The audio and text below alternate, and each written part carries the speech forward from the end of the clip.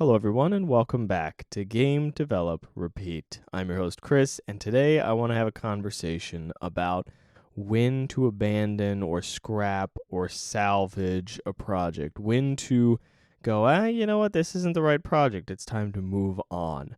Because that is something that I'm thinking very strongly about doing right now with my current project. I haven't given you a lot of details on the current project. I'll give you some details today. But I'm thinking that it might not be the right project for this time in my life, for this moment, for the goals that I have right now. So I'm very strongly considering scrapping this project and just reusing some of the stuff I've worked on and moving on to something else. I'll talk about how I got to that point, but the first part I want to mention is I was inspired by a YouTube video that I watched, which was not at all about abandoning projects, not even close. It was about picking the right project. It was about marketing in relation to the game you're making. And it made me think about some of the things I've talked about on this podcast. It made me think about some of the things that I think make games worth playing, make games successful, and make games worth making. It made me think about all of that stuff. And it made me go, shoot, I think I'm working on the wrong thing right now. I think right now the project I'm working on is it's defying a bunch of my own stuff that I tell myself to do. I think it is the wrong path, and I'll walk you through that and hopefully give you some thoughts about how to pick the right project in the first place and how to know whether or not to abandon a project. And it's not that I know what to do. It's that I hope that hearing me going through this thought process will help you go through your own thought process, right? So let's go into this a bit. Let's sink our teeth in and figure this whole thing out.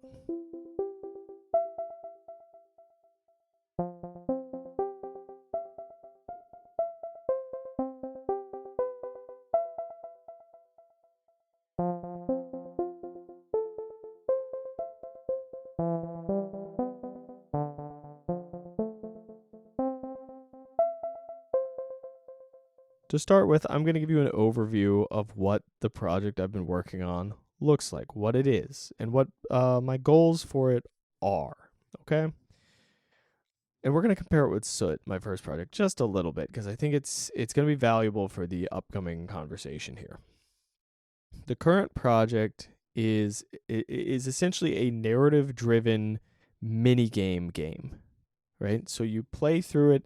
As you make choices, it pushes you towards playing certain mini-games, okay? And the mini-games will adjust in difficulty as you go through them or as you play them, and by the end of the game, you'll have played all the mini-games and you'll have experienced this story, and ta-da, done, great.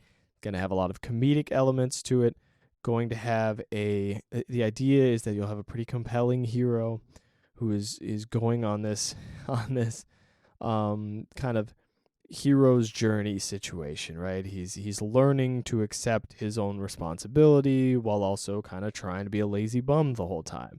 And the mini games are all the things he doesn't want to do, okay? So that's the concept. Now, in contrast, Soot is a 50-level 2D platformer with a wall sticking mechanic. That's it. Intentionally very minimalistic art style, right? Because art was not one of my strengths, and I thought, I can make it look pretty good with a minimal art style and sticking with like darker color schemes. Like I can get away with this. I was limiting scope like crazy. That was the whole thing with Soot. Limit the scope, set a deadline. That was the whole goal of Soot was make a game, finish a game, publish a game, done. And make sure that it is good enough that I am proud of it. Make sure that it is something people can play and enjoy, and I can look at it and I can go, yeah, I made that. And I'm very proud of that game. I'm very happy with that game. Whenever somebody else tries it out, I'm like, amazing. Please try it out. Tell me what you think. Give me any feedback you got, good, bad, whatever. Beautiful. And I got lucky. I got some feedback from a speedrunner. I got to watch a speedrunner play my game. That was marvelous.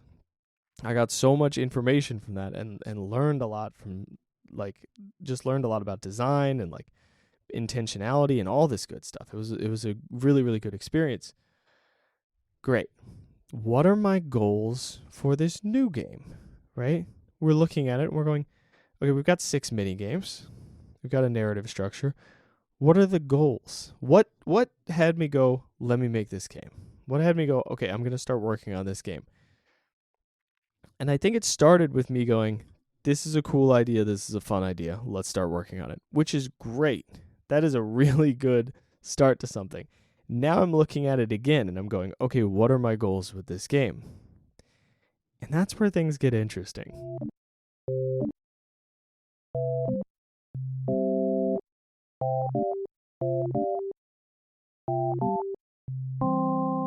This will seem like a bit of a pivot, but hear me out. This whole idea, this whole episode of the podcast, the whole thought of maybe I should pivot to a different game started because I watched a video by Eastshade Studios, which is a developer that I massively respect. Eastshade is a fantastic game. I'm looking forward to their next game, Songs of Glimmerwick. So when this video popped up, I was like, well, I'm definitely watching this. This is a topic that interests me. Let's check it out. And the video was marketing is not why most indie games fail. And I'm like, that's not a video that I would expect to see from the Eastshade Studios. I've never paid attention to their YouTube. I haven't really paid attention to any of their social media. But their game is just this like super wholesome, very like artsy project. Like I played that game and I was like, this is a game made from pure passion and love and just love of the craft. Like I played this game and I was like, this is beautiful and wonderful. And I have a very old episode on it, that maybe didn't age that well, but it exists. I think it's probably in the first 20 episodes because I do really love this game. So when this person, one of the devs behind Eastshade, puts out a video about marketing, I'm like, all right, let's check it out. I watched this video. And I walked away from it going, okay, first off, brilliant. Makes perfect sense. Great. Second off, I need to reevaluate what I'm doing with my current game. That is exactly where I landed, like instantly. Within like 2 minutes of watching that video, I was like, I think I need to drop this game. I think I need to make a new game. I think the game I'm making right now, I have no idea why I'm making it. I have no idea who I'm making it for. I don't even think I'm making it for myself. Now, what was the video about? Why did it have this effect on me? It was about looking at like game stats and determining what's in demand and determining what projects are going to sell and determining what, this is the most important part for me, what the line is for quality of your game for it to get an audience, right? Where is the bar for the sales numbers that you're looking for?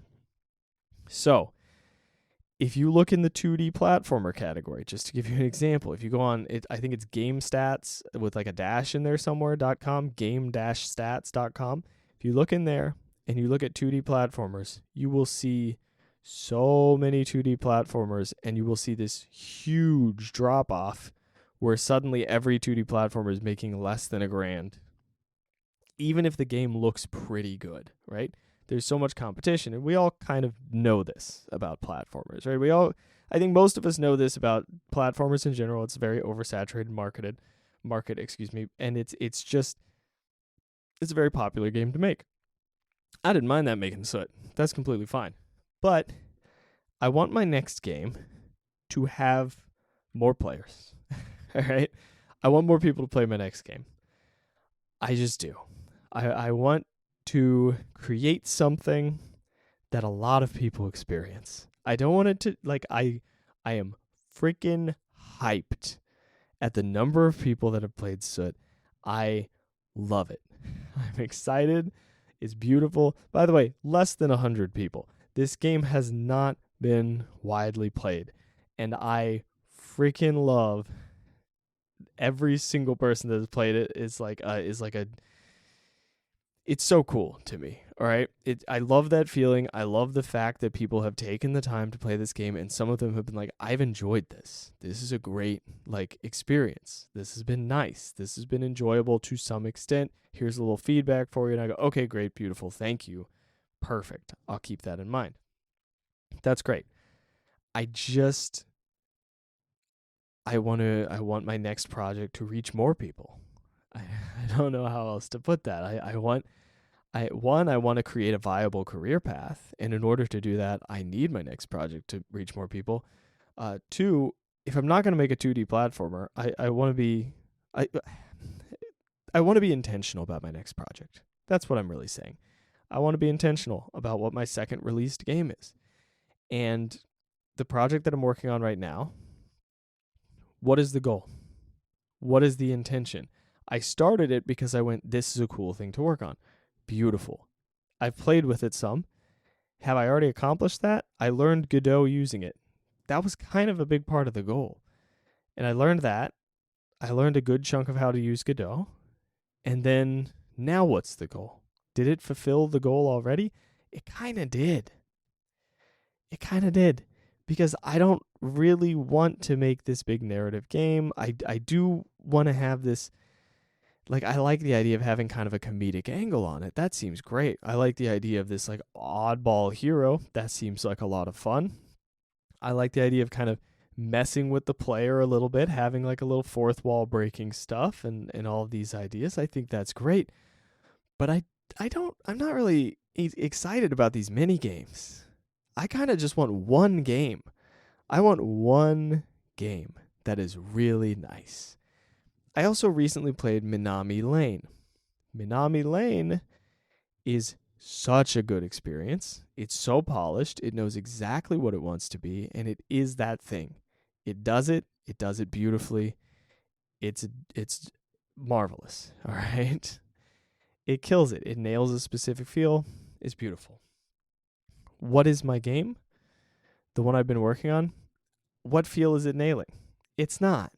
It's not moving towards some specific goal, neither in gameplay nor in my own life, right? It's not nailing down a goal for me, or I think for my players. And one of the bits of feedback that I got about Soot that was really fantastic is there's like a moment in Soot where there's this blind fall and you fall to your death.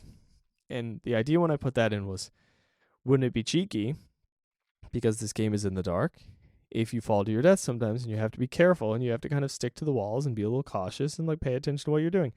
This only happens like 1 or 2 times. Well, you know what? It probably happens more than that. But these blind falls are not a core constant thing.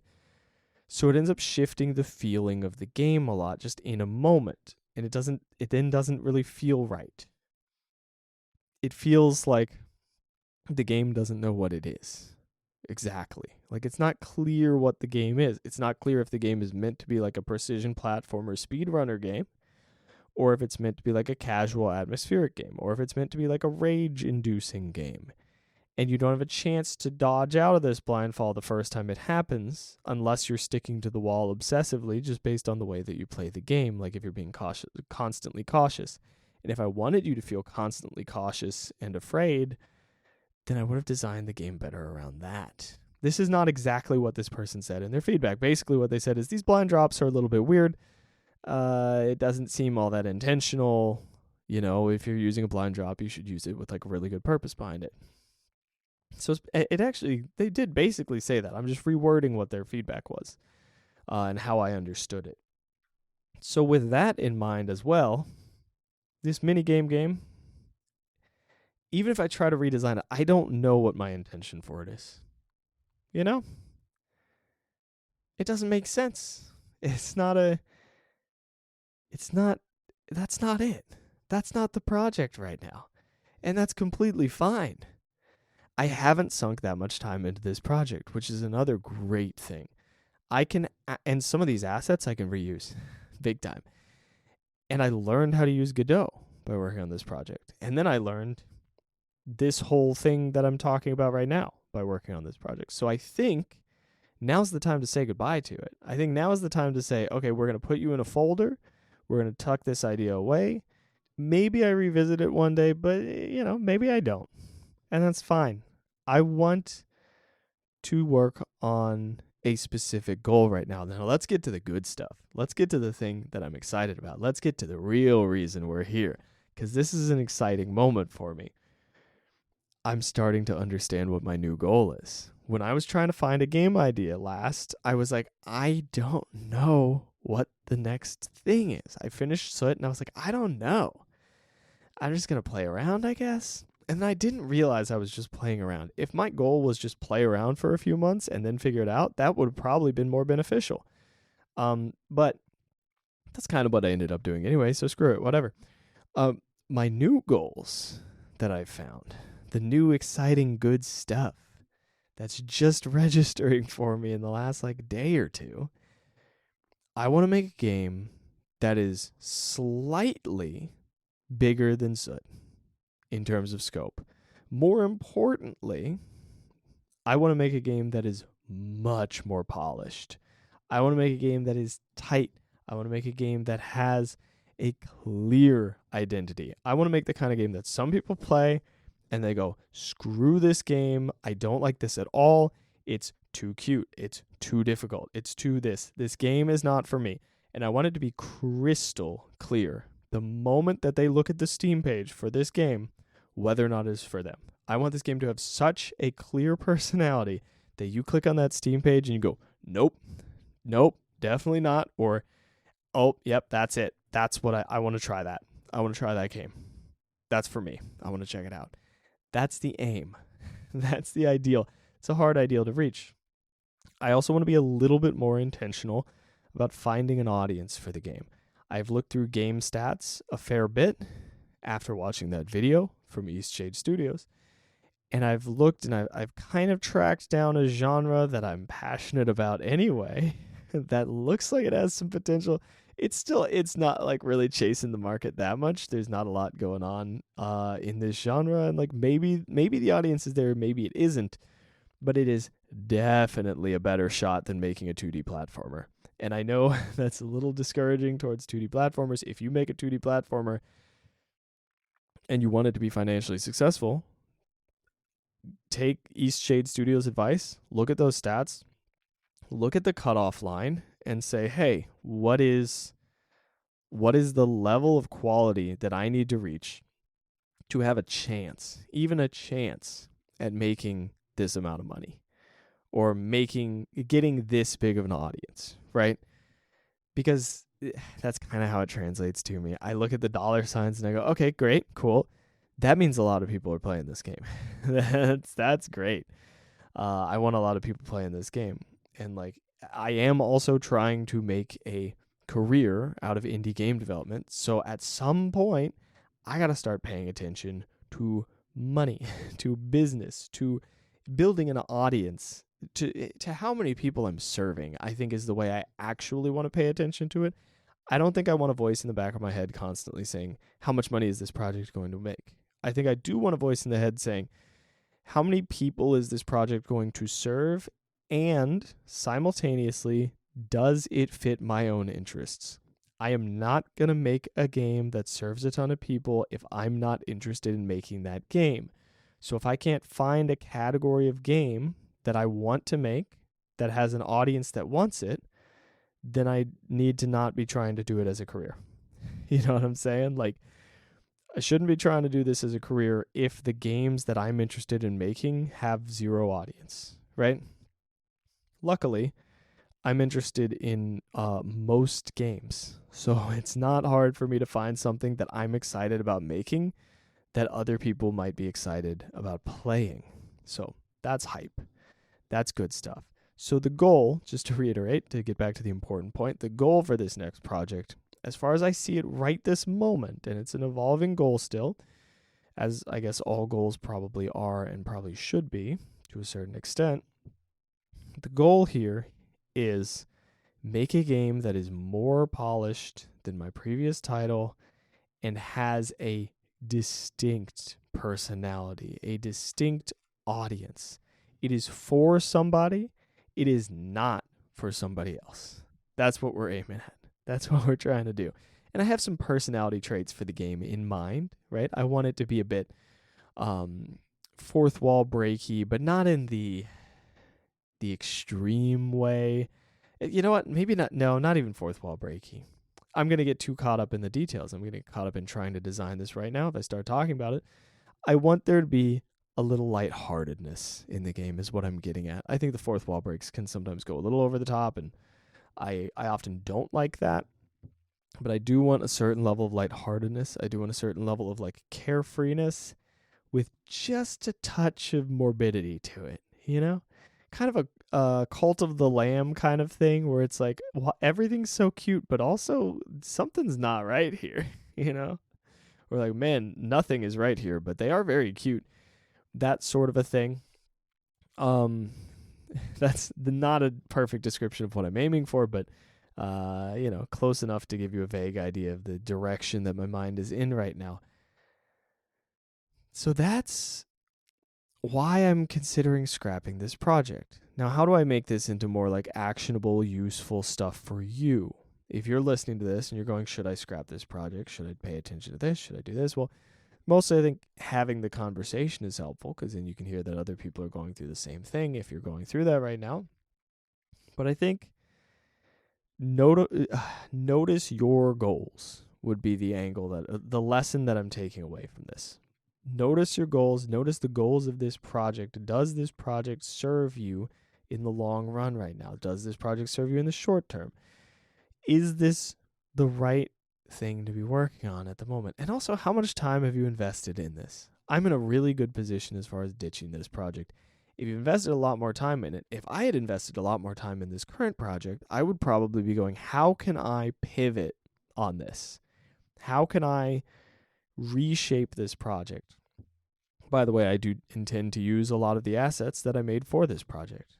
I do intend to I intend to look at it. I intend to go, okay, these assets are good and I want to use them. Is the game that I'm making, can I use these in this game? Does that work? But that's not something to get too tied up in, right? Because it's not that big of an investment, and I don't want to make the game worse by forcing assets into it. So, the biggest things here were the realization of scope, the realization that I cannot make the quality of game that I want to in the time that I have with the scope that I have set out to make. It's not going to work. Within the 6 minigames, there's too many minor differences to polish. I can't just reuse the sound effects everywhere. I'm going to want them to be different. I can't reuse the art everywhere. I'm going to want it to be different. I'm going to have to do level design for all of these the way that I do it. Like, it's only going to have like 3 or 4 playthroughs of each minigame if I don't structure this right. There's going to be too much narrative to write. It's going to be like writing an entire book on top of the game, and I know how long that can take. It's too much stuff. Not enough polish, and I would end up, I know myself, I would end up at a point where I would go, okay, well, we've made all of this, we just have to finish it, and then I would release something half-baked, and I'm not going to set myself up to end up releasing something half-baked, or I would give up on it entirely because I don't want to release something half-baked. This might be more likely, and then I would go, actually, this is definitely more likely. I would go, okay, I'm not releasing this, and then I would take the whole thing and chalk it up to like a waste of time or put it in a drawer or something. I don't know exactly what would happen, but I don't like it. I don't like that path. And I'm recognizing that early on enough that I can go, okay, we're going to pick a different direction. And in picking that direction, we're going to practice looking at a specific market. Not just because that's the way to build it into a career, but because it's going to help me guide myself towards making a game with a personality, making a game that is easy to market, because I can look at it and I can go, this is exactly what it is. People who see this are going to go, that's what I've been waiting for, or, ugh, another one of those? Oh, God. Oh, it's so pixel arty. It's so whatever. There's too much pixel art and I can't stand it.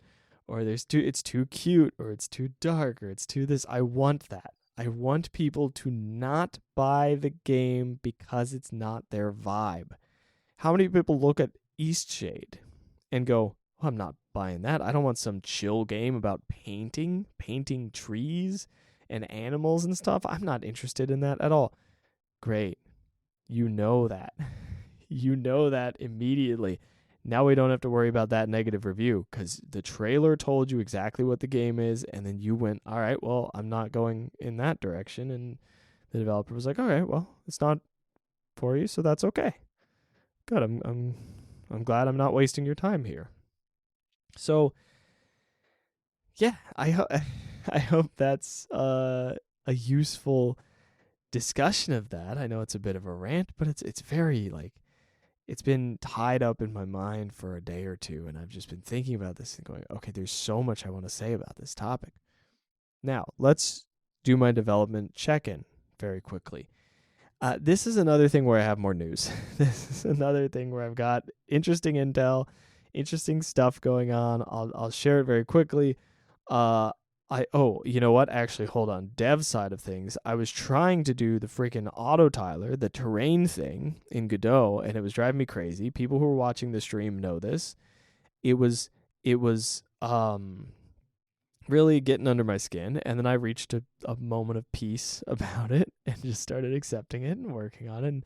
And I was really stubborn, and I was like, I'm going to just keep figuring out how to use this because I want to use this tool properly and I want to understand how it works. And I think there's something under the hood that I'm not understanding or something. I'm making some weird assumption, and it's just, it keeps kind of glitching out. And let me be very clear. It is completely serviceable. You can absolutely still use it, and you can manually replace the individual tiles that are not doing the correct thing. And there are not that many that are doing the wrong thing. I still like this system more than Unity's auto tiling system, but I want to understand it, and I want to be able to use it and have it work perfectly, or at least as close to perfectly as it feasibly can. I have yet to figure out whether I'm encountering a bug or I just don't know what I'm doing, and odds are I just don't know what I'm doing, but you never know. So I'm trying to figure that out, and that's a frustrating process. I spent the entire stream working on that. this past Friday? I say the entire stream, the 3 hours of game dev stream, and then I pivoted to playing a game. So that's that side of development. The other side of development is this podcasting, and then do Twitch streaming and setting up all the stuff around that, and then doing Ko-fi. I started up a Ko-fi, or a coffee, as people always say, but it's spelled Ko-Fi. So it just feels like it should be, oh, you know what? It should be Ko-fi, like lo-fi, but Ko-fi. So I made a Ko-fi. That feels like I've got a crazy accent for some reason. So I made one of those, and this was something that felt very intimidating. I was going into it. I was like, first off, I don't, it's the whole monetization thing that I have like a real, I'm uncomfortable with it. But I wanted to make it. I wanted to start working towards that. I want to start taking these things very seriously and or putting a sincere effort towards actually turning this into a career in the long run. And that means setting down those initial bits of groundwork, foundational stuff. So I've made this, and it's a whole thing. It's very intense to figure out and to do, but it's not as intense as you would think. I think starting up one of these sorts of things is look into it, see what you have time for, see what you can allocate, and don't get caught up in the nitty-gritty stuff. You're going to look at it and you're going to all these small things that I have to do, and it's too much stuff. That's what I get caught up in. I say give it a shot at a low level and build up on it. I'm kind of giving it a shot at a bigger level. If you're interested in checking that out, it's out there. It's ko-fi.com/anxiousbuddha-games. I'll put a link, but there's a whole bunch of rewards and stuff, and you can support the podcast. You can also do a one-time supporting of the podcast. And I'm going to start doing monthly game prototypes, because I had this idea that was really exciting while talking with one of my real-life friends. And there's 3 of them. I'm just messing with you. But I was talking to one of my real-life friends, and we were like, wait, Mad Libs, but for game development. Give people a bunch of word prompts and have them respond to those prompts and put it within a game prompt, like a game jam prompt, And now I have a bunch of prompts for making a game based on basically playing Mad Libs. So I'm going to be doing that every month and making a prototype, which may consume way more of my time than I want it to, but now feels like the perfect time to do it as I figure out some other stuff. If you want to see details on that, like being able to play the prototype or being able to see some behind the scenes stuff, I'm going to do like little vlogs every month. I'm going to have a parody of NFTs that I'm doing, that kind of stuff. You can check out the Ko-Fi. There we go. All right, let's go to the last bit of this episode.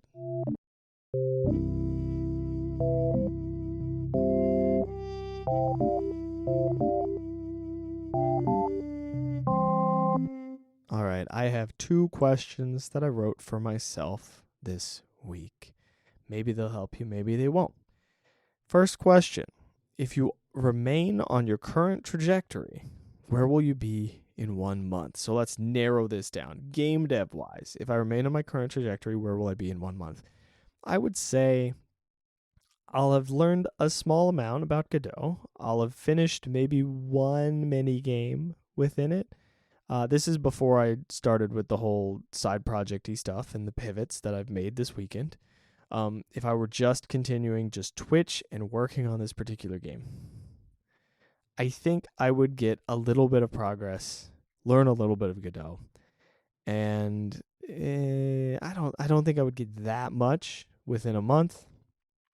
And now, next question is, if you alter your trajectory in some minor way, where will you be in 1 month? And I would say if I were to alter my trajectory by just switching to a different project, and that is kind of a minor way for me at this point because I don't have that much invested in this project, I'll be resetting the goal setting. I'll have with the perspective that I've recently gained, I think that a month from now I will be in a place where I have a solid foundation for a new project.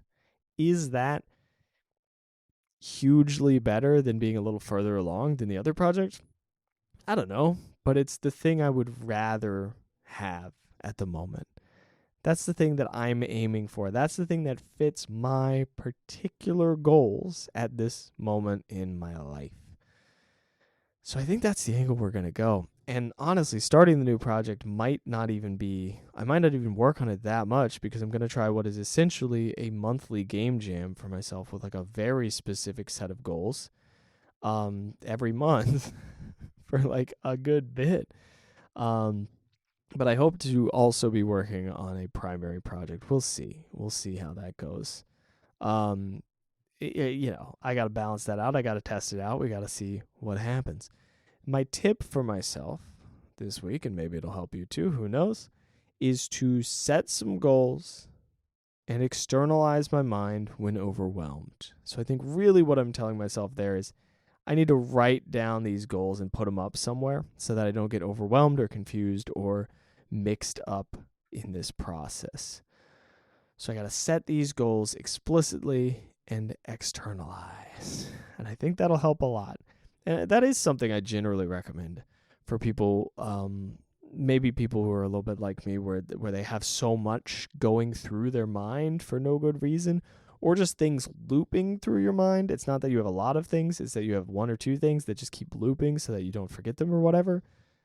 Externalize it, write it down somewhere, put it somewhere very visible, that sort of thing. That is everything that I have for you this week. As always, I've got the Twitch stream, Monday, Wednesday, Friday, 2 p.m. Now I've got the Ko-Fi. I will put a link. There you go. The end of the episode. Thank you for tuning in. Hope it was useful for you. I will catch you in the next one. Until then, get out there, make some stuff, and have fun with it. I'll see you soon. Bye-bye.